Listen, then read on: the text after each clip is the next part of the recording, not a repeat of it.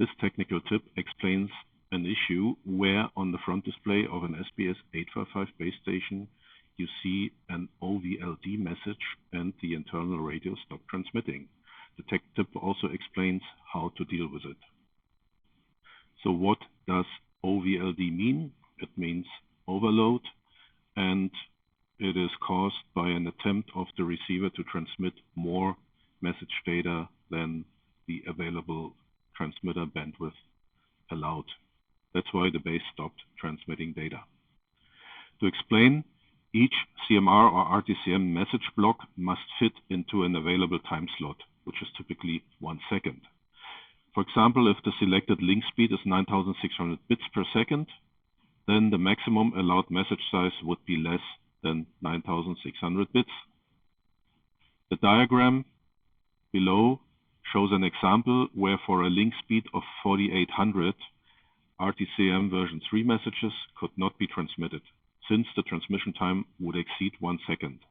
This is also an example where an OVLD message would appear in the receiver's display.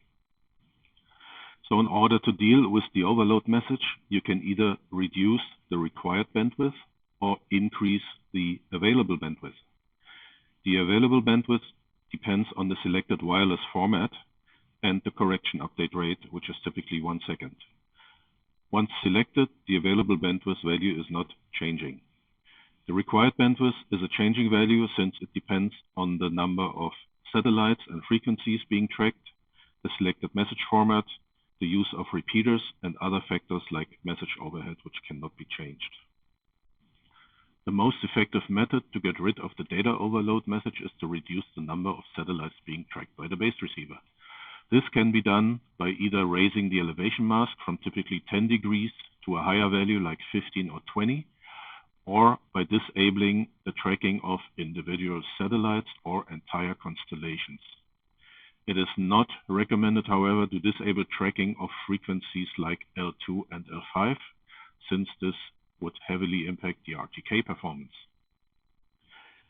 Whenever possible, it is recommended to use CMRX as the RTK data output format, since it is the most compact format, which means it requires less bandwidth for the transmission of the same number of satellite data than other formats like CMR Plus or RTCM3. However, CMRX can only be used if all rovers working off that base support this format. Typically, third-party rovers do not understand CMRX, therefore you should select RTCM version 3.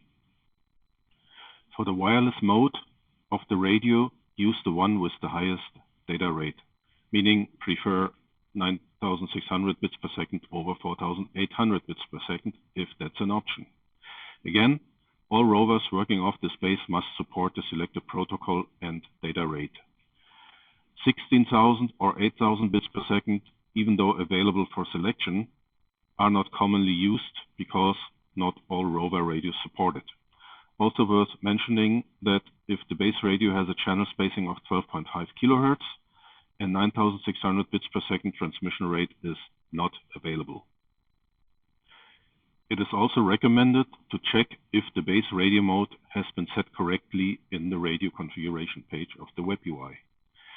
So if no repeater is being used, then set the mode to transmit with no repeaters. This is important because if you select a repeater mode, then the base would automatically reduce the available bandwidth to allow for the additional bandwidth which is required by a repeater. Another not very often used setting change to troubleshoot the overload issue is to reduce the message output rate. For example, if the output rate is lowered from 1 second to every 2 seconds, then the available time to transmit a message increases by 2, which doubles the available bandwidth.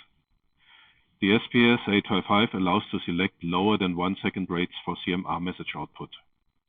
The RTCM message output rate for legacy RTCM formats can be changed, but only when the advanced RTCM output option is installed. So this was the last tip to troubleshoot the overload issues. If you have applied by now one or more of the suggested actions, the message should be gone and the base should again be transmitting data. Thank you for your attention.